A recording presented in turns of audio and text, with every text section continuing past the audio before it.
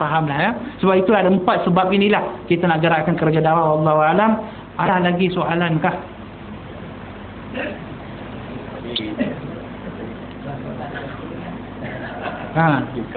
Oh, dah terjawab. Alhamdulillah. Ada lagi? Ada lagi, simpanlah mungkin untuk lain rancangan. Ya, salah.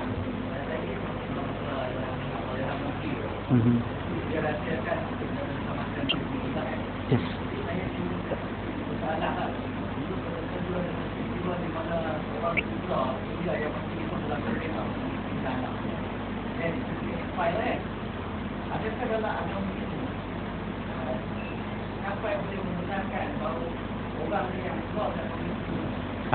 Masya Allah.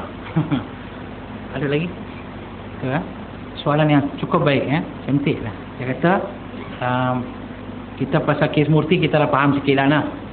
Dulu pernah ada dalam negara kita satu hamba Allah, isteri dan anak dia, umur 5 bulan, bayi. Dosa dia satu saja, dosa dia. Dosa dia apa? Masuk Islam.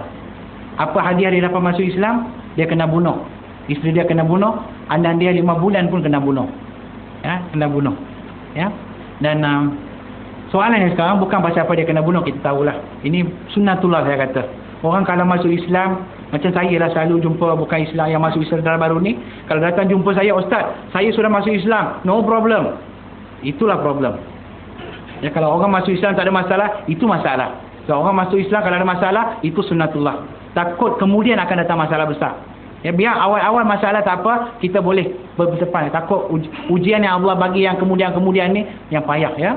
Yang kenapa? Yang nak tahu, adakah agama Hindu ya, dia menyeru umat dia kalau ada orang keluar daripada agama Islam supaya mereka keluar daripada agama Hindu supaya mereka dibunuh? Jawapan dia tidak. Ya, tidak.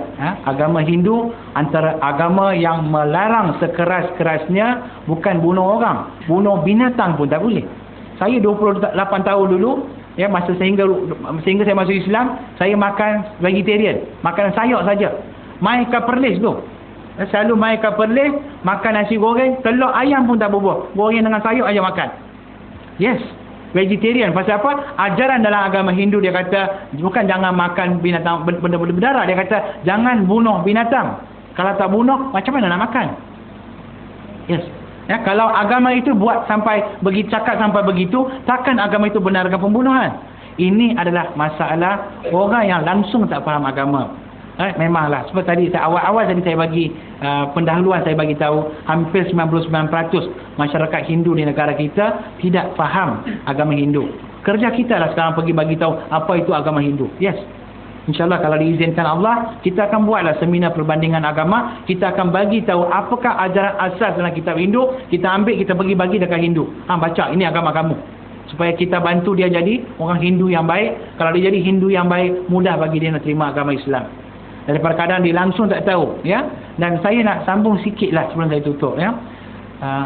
Ibn Qayyim Al-Jauziyah dalam kitab dia, Kitabul Jihad. Dalam kitab itu dia ada sebut bab ni. Ya. Dia sebut tentang jihad. Dia kata ada 5 jenis jihad. Jihadul nafs, jihadul syaitan, jihadul kafirun, jihadul munafikun, jihadul fasikun. Apabila dia bincang tentang jihadul kafirun, jihad kepada orang kafir, dia kata apa? Kita kena jihad sungguh-sungguh pada orang kafir. Dengan cara macam mana? Berdakwah sungguh-sungguh kepada mereka. Waktu yang sama, Ibn Qayyim kata apa? Kita juga perlu dakwah kepada syaitan-syaitan yang ada dalam diri orang-orang bukan Islam ini, orang-orang kafir. Yes. Apa yang bagi orang-orang kafir ni percaya apa yang dia sembah, batu, tonggol, pokok yang dia sembah itu Tuhan. Ya, saya ada saudara saya, dia ada 2 PhD sampai 2, tapi dia pergi patung, dia pergi sembah patung. Takkan yang ada PhD, ilmu Allah bagi banyak tinggi itu tak tahu yang ni patung buat daripada batu? Kenapa dia tak nak sembah pencipta batu tu? Kenapa nak sembah batu? Ini kerja siapa? Ini syaitan. Inilah ujian bagi kita. Inilah ujian bagi kita. Kita tengok yang Hindu, tak tahulah di Perlis ni pun ada yang kadang-kadang tai pusam tu dicocok dekat sini, ambil besi dicocok dekat apa ni, pipi, dia tarik lidah, tembus lidah, keluar balik sebelah sini besi. Sekarang dipakai besi panjang lagi, besar ibu jari saya macam ni, dia pegang boleh goyang lagi. Seluruh badan dia cocok dengan besi-besi macam mata kain, diikat dengan tali, orang tarik lagi tu, dia lawan balik. Ya, kalau kita tengok adalah lepas Taifus Pusang, berapa hari lagi. Lepas Taifus Pusang tengok dalam surah khabar tu. Ya, dalam surah khabar Cina belilah macam-macam gambar dia bubuh. Dia bawa parang-parang yang tajam. Ya, 10 bilah parang yang tajam, letak gelas ke botol ini, letak pun boleh putus dua. Tapi dia pula boleh lompat dari satu parang ke satu lagi parang. Satu parang ke satu lagi parang, kaki dia bukan putus. Bercalar sikit pun tidak. Tak ada. Sama lah bila dia buka balik besi yang bubuh ni, buka balik, darah tak keluar. Bukan saja darah tak keluar, parut pun tak ada. Dia bubuh lagi bara api. Dia jalan atas bara api. Ya, jalan. Relax dia jalan. Jalan macam Siti Nurhaliza. Bukan terbakar. Melecur sikit pun tidak. Kita balik cuba bubuh bara api, bakar padi ke apa lebih naik. Cuba jalan tengok macam mana. Cuba jalan, try lah malam ni. Janganlah pakai terbakar kan. Pasal apa? Apa yang buat benda tu macam jadi macam tu? Kerja siapa ni? Kita semua tahu ni kerja iblis dan syaitan.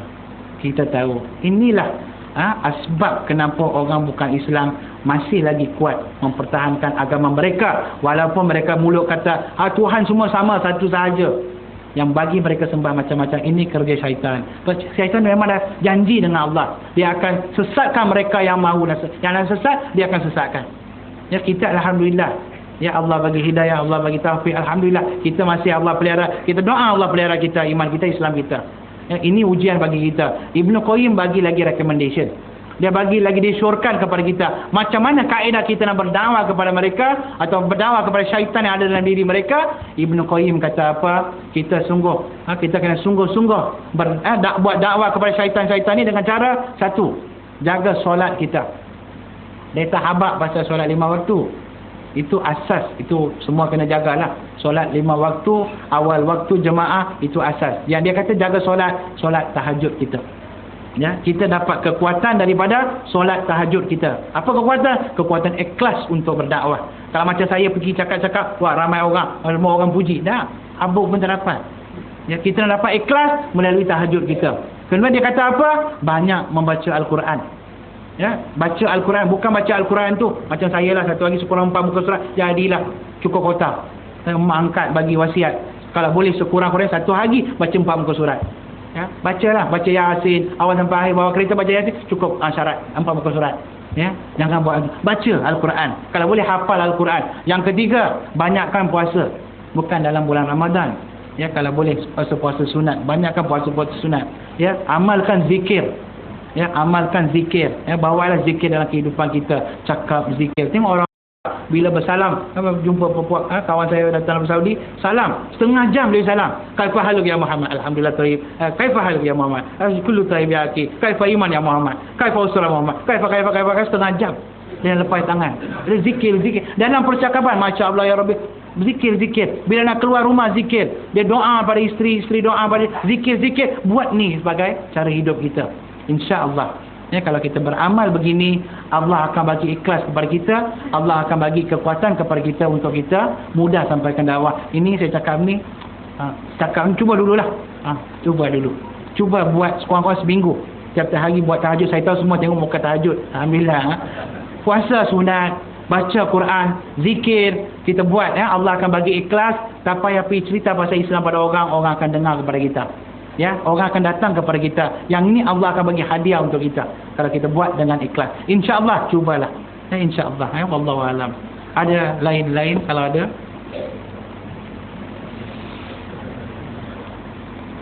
Saya rasa itu saja kot. Insya-Allah kalau tak ada soalan, tuan-tuan puan-puan muslim muslimat, saya mohon maaf sekali lagi. Semua ketelanjuran, kelemahan memang dari saya. Semua yang baik dari Allah Subhanahu Wa Taala.